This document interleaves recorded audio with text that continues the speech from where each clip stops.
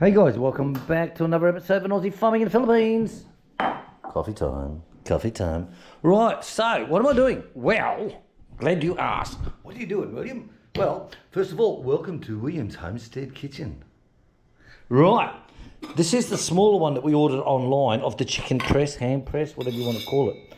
Okay, you mince it all up, you push it all into here, you squash it all down, put the lid on it, squash it down more, put it into hot water. Wait till it gets to, what temperature? 78 degrees Celsius on the inside internal, and it's done. Cool it down then in ice for a couple of hours, and then you've got chicken ham, chicken press. What? Baby!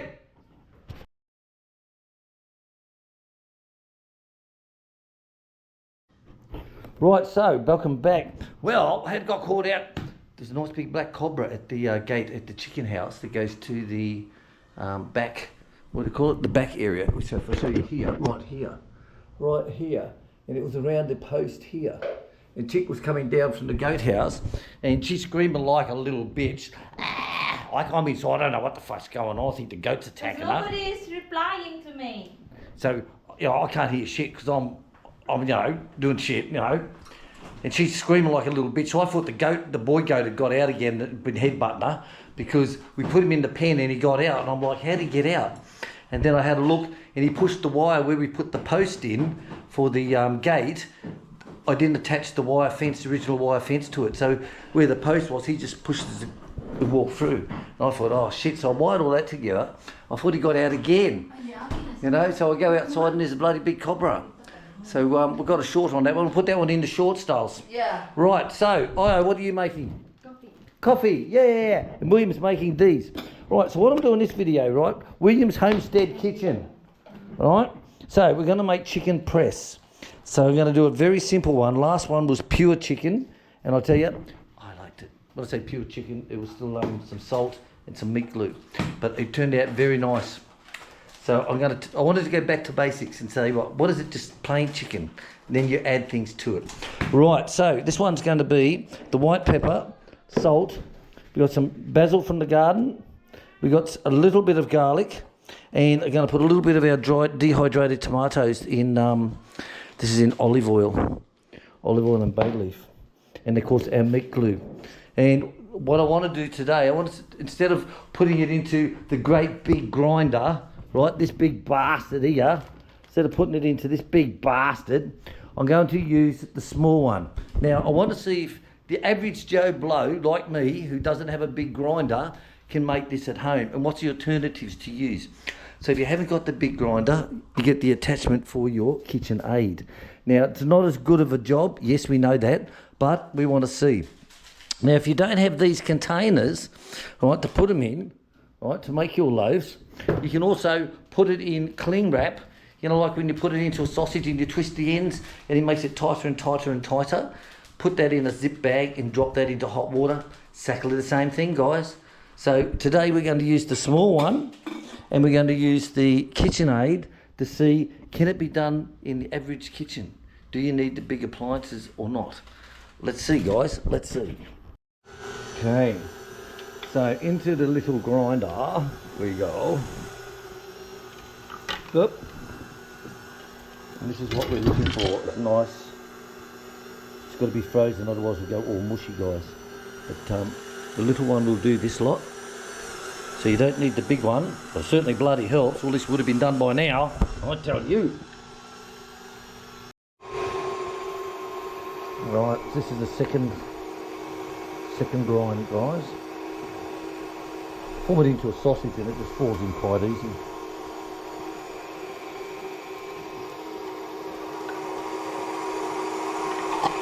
Certainly quicker with the big one, I tell you. Okay. Right, guys, so I've weighed this up. This is 1.6 something, so it's not too bad.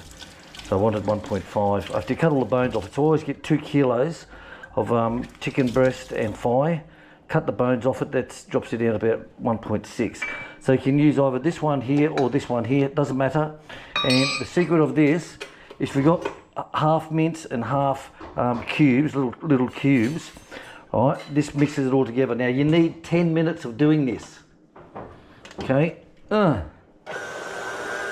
minutes of this, and you'll see what I'm going to add the ingredients now. Okay, I'll add these to this, and what you'll find, it will start coming together and it'll get a really mush up on it.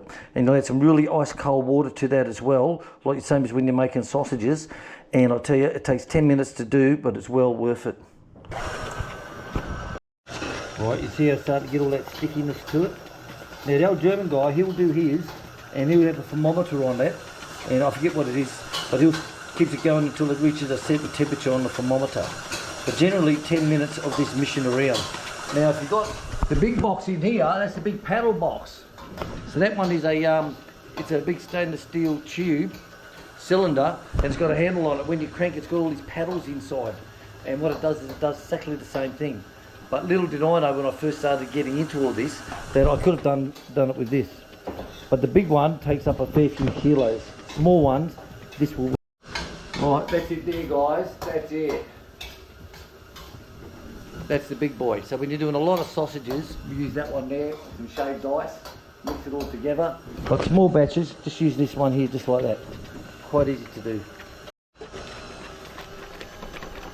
little bit of ice water, guys. A little bit ice cold. So when you do the sausage, stick everything in the freezer a couple of hours beforehand, and everything is rock cold. And I'll tell you, it comes up really good. Look at that. Lovely. Right, so what you can do is you can lightly oil the inside, but I found it comes out much easier if you put some plastic on it. So I use the vacuum pack bags, and I just cut them down and use one side of that, put it in, and that makes a beautiful lining, and it makes it nice and smooth when you pull it out, so you don't have to run a knife all the way around it. So I'll put all this into there, and as you go, I use this little potato masher with plastic wrap on it, and squashes it down. You can use your hand, back of the spoon, whatever, but I found that the masher works quite good when it's covered. Put a little bit in and ram it down, guys. Get all that air out of it. That works really good. Okay, now we get our spring. Get it in on the plastic. Here we go. Now our lid. A few locking mechanisms here, and push down. Oh, and turn. Done. There you go. Quite easy. Be careful when you put your spring in. If it turns sideways, if you haven't got it up high enough to meet, you'll actually put a dent on your meat. The spring will actually sit sideways like that. So make sure you put it down flat and slowly push it down. Now we've got it, there's a hole in the top there, we put the thermometer in, when we stick it in until it comes up to temp, and then that could take, an hour, 2 hours even, can take. Now the rest of this I'm going to show you a different way on how to do it. Okay, so I always put a rag underneath it that stops it all bubbling around. Alright. So what I do is, I don't know how much water I'm going to need, so I always fill the kettle up with boiling hot water as a backup, and you're going to keep adding water to this as well. So you want it up, but not up near the lid. Okay, just about there. Now I'll fill that up again, and I always keep that, because you're going to have to keep topping it up. So what you want to bring it up to is just a light rolling boil, a very light rolling boil, and just adjust your temperature, and like I said, just keep filling it. And you put your thermometer in, and you get to temperature up, and it's ready. Then quickly cool it down, stick it in a bucket of ice, and leave it there. Right, let's leave this and we'll come back later. There we go, guys, just a light boil, light roll, they call it, rolling boil. Now, what's the time? It's 12:15, so we'll see how long it takes. This is the small one too, remember, so it'll be quicker than the other one, but it should take well over an hour. Let's see. Right, it's nearly ready. It's up to 72, 73 centigrade. Now that's been in for an hour. It's been in for an hour, so well, it's pretty close. It's between an hour and two. So it's got to come up to 78. I know that Donnie was saying that it actually rises when he took his out. So what I do I'll take this out, empty all the water out of it, and then I put it back in again full of water, cold water, and I put these ice blocks all around the side completely to make it cool down. These are made by II. And just leave it there for the afternoon. So another 5 to go. Right, we're up to temp. So keep it on slow boil. So that took up 1 hour and 10 minutes to do the small one. 1 hour and 10 minutes. Right, so I've already put a heap of detergent down the drain, so I'm not going to waste this opportunity for boiling water to wash the drain out. Yes. Get all that fat out. Right. Lovely. Now, I'll fill this up.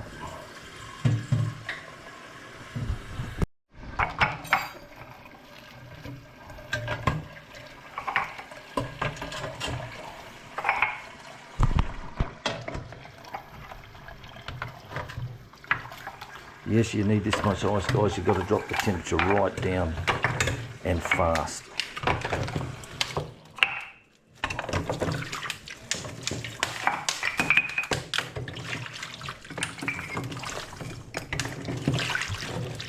There you go. More in there. No. No. Yes. There you go. Leave that there. Now I found with this, the temperature virtually stays here for a bit, but all of a sudden it'll just go pop. So I think it's coming in nice and cold, but the inside's staying hot. And then it'll just down to nothing. Right, that's it, me done. See you all later on, guys. Right, it's been half an hour now, and it's just gone down to 50. So I'll go out goat herding, I'll come back later on. Tell you, I can't wait for this one. Yep. You smell the chicken? Yeah, chicken, daddy, chicken. Right, so this is down now. Looks, so I put too much in. She went sideways, like I said. Be careful of.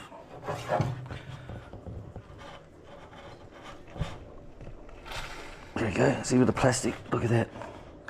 Just slides out.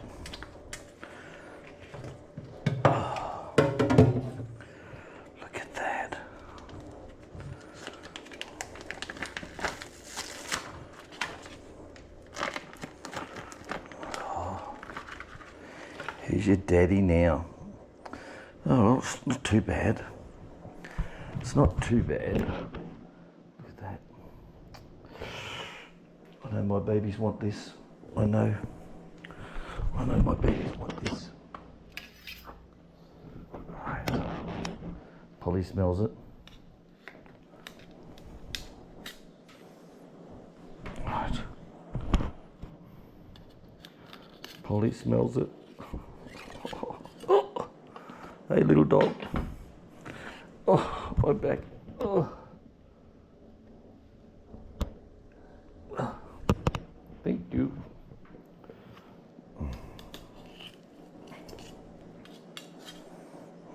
You want to try, Polly?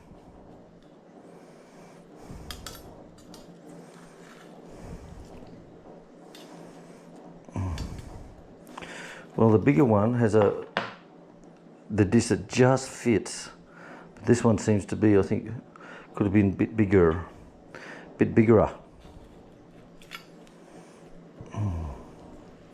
A little bit bigger would have been all right. Alright, look at that. Well, might as well give it a taste and see. So even this end bit still slices up lovely on toast, so I'm not worried about it. Right, let's go in.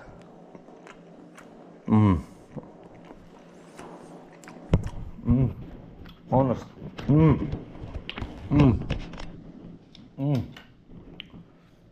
Honest, guys, that is. Just there's 2 garlics in there and less white pepper compared to the original recipe, less than half, and that green fresh basil.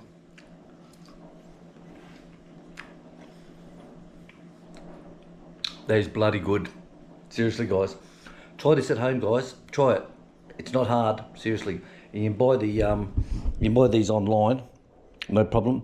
And like I said, I have seen where they've stuck them in a piece of Glad wrap, cling wrap, Glad wrap, and they've twisted it up like a sausage and put that into a bag and just drop that into the water as well.